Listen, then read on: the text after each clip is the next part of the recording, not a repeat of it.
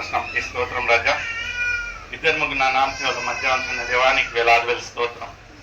ఎవరికి ఏని యొక్క ధన్యత మాకు అనుగ్రహించిన దేవానికి వేలాది స్తోత్రం ప్రభా. ఈ యొక్క నూతన సంవత్సరంలో ప్రభా, ఈ యొక్క 2వ మాసం వరకు మమ్మల్ని కాచి కాపాడిన విధానం కొరకే స్తోత్రం ప్రభా. అదే రీతిగా ప్రభా, ఈ యొక్క కుటుంబీకులు ఎంతగానో మమ్మల్ని ప్రేమించి ఇక్కడ ఆహ్వానించిన విధానం కొరకే దేవుణ్ణి స్తుతిస్తూ, ఏం నిమిత్తంగా అయితే వీళ్ళు ప్రభా ఈ యొక్క కృతజ్ఞత కూడిక పెట్టుకొని ఉంటున్నారో మాకైతే తెలియదు రాజా. అయితే మీకు బాహాటంగా తెలుసు ప్రభా. నిజంగా ప్రభా, కృతజ్ఞత అనేది ఒక గొప్ప సంగతి ప్రభా. వాళ్ళు కృతజ్ఞత భావంతో ప్రభా మీ యొక్క సన్నిధిలో ప్రభా ఒక సహవాసం ఉండాలి అని ప్రభా ఆలోచనతో ప్రభా ఈ యొక్క కూడిక పెట్టుతుండగా ఇక చేరేసిన ప్రతి ఒక్క బిడ్డ కొరకు నీకు వేలాది స్తోత్రం. పాటల ద్వారా మిమ్మల్ని మహిమపరిచించడం, ఆరాధన ద్వారా మిమ్మల్ని గణపరిచించడం రాజా. వాక్య సందేశం వెళ్తుండగా ప్రభా మీ యొక్క కృప, మీ యొక్క ప్రేమ ప్రభా మీరే నడిపిస్తారంటూ, కావాల్సిన విశేషమైన ఒక పరలోక జ్ఞానము నింపుతారంటూ సకల మహిమ మీకే చెందేలాగిన యేసయ్య పరిశుద్ధ నామం నాకి వేడుచున్నాను తండ్రి. ఆమేన్ ఆమేన్ హల్లెలూయా. దేవునికి స్తోత్రం కలుగును గాక. నిజంగా సరిత వాళ్ళ ఒక కుటుంబీకులు, సరిత ఒక కుటుంబీకులు ఎంతగానో ప్రేమించి మమ్మల్ని ఆహ్వానించి ఇక్కడ ఒక కూడిక పెట్టుకోవాలి అనే ఒక ఆలోచనతో మమ్మల్ని ఆహ్వానించిన విధానం కొరకై ఈజ్ గ్రేస్ మినిస్ట్రీస్ తరఫున, వ్యక్తిగతంగా మా ఒక కుటుంబం తరఫున మీకు అందరికీ వందనాలండి. ఈరోజు వాక్య సందేశము 2 కొరింథీ 12వ అధ్యాయము 9వ వచనం చదువుకొని మనం ముందు సాగుతామండి. తీసిన వారు చదివి సహకరించండి. అందుకు నా కృప నీకు చాలును. ఇక్కడ మొట్టమొదటిగా ఎవరు పలుకుతా ఉంటున్నారు ఈ యొక్క మాట? యేసుక్రీస్తు ఎవరితో పలుకుతా ఉంటున్నారండి? పౌలు భక్తులతో.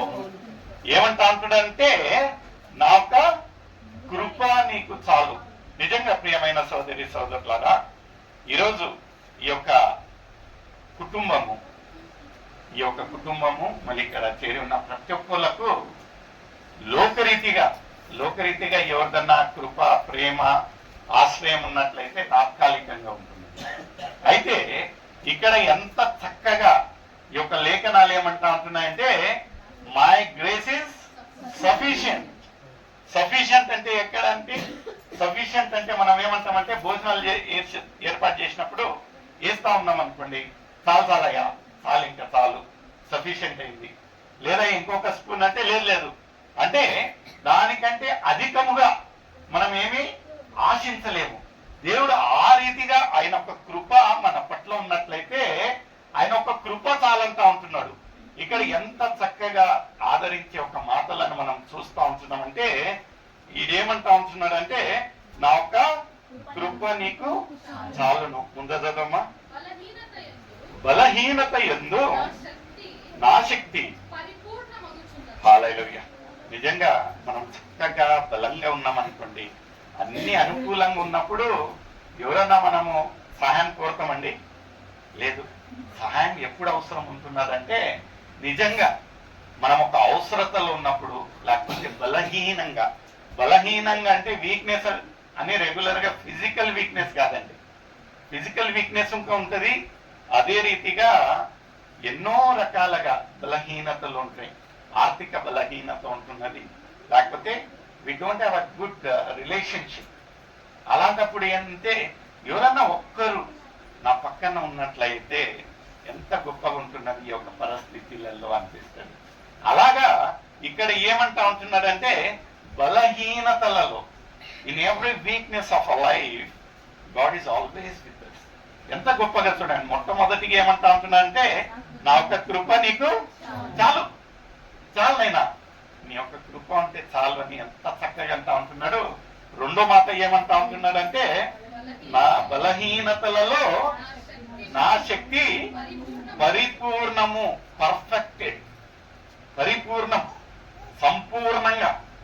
పరిపూర్ణంగా is not giving something half and half కదా. కొన్ని మంది చూసినట్లయితే ఏమంటారంటే, అవకాశ సిచ్యువేషనల్ ఎమోషన్స్ అంటారు.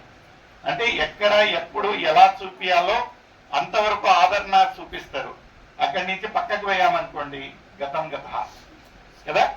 అయితే ఇక్కడ ఎలాంటి ఒక వీక్నెస్ ఉన్నను ఈయన ఏం అంటా ఉంటున్నాడంటే ఆయా పర్ఫెక్టెడ్, అంటే ఇంకా ముందు మనకి ఏ ఒక్క కొదవ లేదండి, ఏ ఒక్క కొదవ లేదు. There is nothing lacking in our lives. ఎంత చక్కటి మాట. మొదటిగా వచ్చేసి ఏమంటా ఉంటున్నానంటే నా యొక్క కృప నీకు చాలు. రెండోది ఏమంటా ఉంటున్నాడంటే నీ యొక్క బలహీనతలలో నా శక్తి పరిపూర్ణం. ఎందుకంటే when God is with us, they can nobody be against us కదా. నిజంగా ఆయన ఒక శక్తి, ఆయన మనకు తోడు నీడగా ఉండి ఉన్నట్లయితే ఎలాంటి ఒక పరిస్థితి అయినను, ఎలాంటి ఒక బలహీనత ఉన్నను. ఎందుకంటే యథావిధిగా మన ఒక నరరూపులం కదా కదా, జనులము మనము పైనుంచి దిగబడలేం. We are not heavenly bodies. తాత్కాలికంగా మనకు శ్రమలు ఉంటున్నాయి. అయితే ఆ శ్రమలు కొద్ది క్షణాలు మాత్రమే. మనము దేవుణ్ణి ఆశ్రయించినట్లయితే కొద్ది క్షణాలు మాత్రమే. ఆ ప్రకటనలలో చూసినట్లయితే 10 రోజులు మాత్రమే శ్రమలు. దాని తర్వాత మీరు పొందబోయే జీవ కిరీటము. అది ఎంతో గొప్ప సంగతి. అయితే మనకు ఆ ఒక 10 రోజుల ప్రయాణము ఎంత కష్టకరంగా అనిపిస్తుంది. ఇంకా ఏ ఒక్క నిరీక్షణ లేని ఒక బ్రతుకులో మనం బ్రతుకుతా ఉంటున్నాం కదా. ఇంకింతేనా నా జీవితము, ఇంకా ముందు ఏ నిరీక్షణ లేదా? Sometimes it happens. సమ్టైమ్స్ మీతోనే కాదు, మాతోనే కాదు, అందరితో అవుతుంది. We come to a certain situation ఎక్కడంటే ఇంకా ముందు మనకు ఏ దిక్కు తోచదండి. ఇంకా this is the end of our life అనిపిస్తుంది. అయితే దేవుడు ఏమన్నంటే ఎక్కడైతే నీ యొక్క నిరీక్షణ ముగిస్తుందో అక్కడి నుంచి నా ఒక కృప స్టార్ట్ అయిపోతుంది. హల్లెలూయా, హల్లెలూయా. అంటే మన యొక్క ఆలోచన ఎంత సీమితంగా ఉంటున్నది అనేది మనం ఆలోచన చేయాలి. తాత్కాలికంగా కొంచెం అలజడి అయింది అనుకోండి, ఇంకా మనకు ఇటు అటు తిరుగుతూ ఉంటాం. ఏంటంటే ఏంది నా ఒక ఆత్మీయ జీవితం, ఏంది నేను దేవునిలో ఇంత హత్తుకొని జీవిస్తా ఉంటున్నానో, నా పరిస్థితి లేనిది ఇలా ఉంటున్నాయి, ఎందుకు నాకు ఈ యొక్క బలహీనత కదా. ఎన్నో మార్లు అనిపిస్తుంది. యోబు భక్తుని మనం చూసినట్లయితే ఎంత చక్కగా ఆయన ఒక జీవిత కాలంలో ఆయన పొందిన ఒక శ్రమలను మన శ్రమలతో పోల్చుకుంటే నాట్ ఈవెన్ పాయింట్ ఇంకా కదండి కదా. ఒకే రోజున సమస్త ఆస్తి, సమస్త ఆయన ఒక బిడ్డలు అందరినీ పోగొట్టుకొని ఆయన ఉన్నప్పుడు ఆయన ఒక ఆరోగ్యం ఇంకా క్షీణించిపోయింది. ఆరోగ్యం ఇంకా పోయింది. ఒకసారి ఏమంటారంటే హెల్త్ ఈజ్ వెల్త్ అంటారు కదా. ఈడ వెల్త్ పోయినా చింత లేదు కానీ హెల్త్ ఉంది అనుకోవచ్చు. అయితే యోబు విషయంలో ఏమైందంటే ఆయన హెల్త్ ఇంకా పోయిందండి. ఎలాంటి ఒక వ్యాధి, ఎలాంటి ఒక పరిస్థితి వచ్చాదంటే ఆయనకు ఆ ఒక బాధ తట్టుకోలేక ఆ ఒక పెంకులను తీసుకొని ఆయన చాలా అలాంటి ఒక పరిస్థితి అనుకుంటేనే ఇప్పుడు కొత్తగా స్టైల్ గా మార్కెట్ లో ఒక టిట్ వచ్చిందండి, ప్లాస్టిక్ ది. చూసారా? మా అమ్మ ఇంకా తెచ్చుకొని ఉన్నది. ఎందుకు మా ఇది పిల్లలను కొట్టడానికి చేయి అయిపోతుంది అది. నాకు అప్పటికి ఇంకా నేను అప్డేట్ కాలేదు. దాన్ని చూస్తే పిల్లలను కొట్టడానికి మంచి కట్టేయమో అనుకున్నాను నేను. తర్వాత ఏమన్నదంటే లేదురా నాకు చెయ్యి కనుక పక్క పోనీ కష్టం అవుతుంది ఏరుకొని కదా.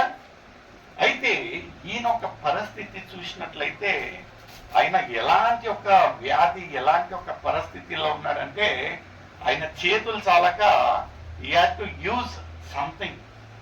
ఒక పెంకులను పగలగొట్టి వాటితో నిజంగా అక్కడి నుంచి సీము రక్తం అంతా కారుతా ఉంటే ఆయన ఒక కట్టుకున్న భార్య ఎంత బాధపడినదంటే ఏమన్నదంటే నైనా నీకు కావాలన్నా ఇలాంటి ఒక పరిస్థితి కావాలయ్యా.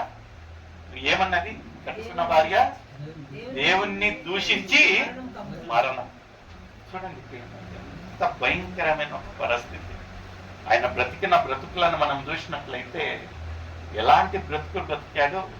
అయితే రాబోయే రోజులలో ఏమైపోయిందంటే అన్ని ఏకంగా ఒక్కొక్క శోధన వెళ్తా ఉంటే అయితే ఆయన నోటి నుంచి ఒక్క దూషణ రాలేదండి. హల్లెలూయా. అలాగే ఒక గొప్ప నిరీక్షణ, అలాంటి ఒక గొప్ప విశ్వాసము మనలో ఉండాలి. ఆయన ఏ ఒక్క మాట దూషించలేంట. ఎందుకంటే అక్కడ పోరాటం జరుగుతూ ఉన్నది. ఆ ఒక అపవాది వచ్చి ఆ ఒక యెహోవాతో ఏమంటా ఉంటున్నాడంటే, నువ్వు వేసిన కంచె గురించి ఆయన అంతా వర్ధిల్లుతా ఉంటున్నారు. Is flourishing because of that. అంటే ఆయన అన్నాడంటున్నా, నా నీతిమంతుడైన యోబు గురించి ఎవరు నీతిమంతుడు అని పలికారంట అండి? మనుషులు కాదండి. మనుషులు మన ముందు నీతిమంతుడు, భక్తుడు, గొప్పరాలు అంటారేమో కానీ వెనకకి వెళ్ళిన తర్వాత మన ఒక అసలియత్తాన్ని చెప్తారు.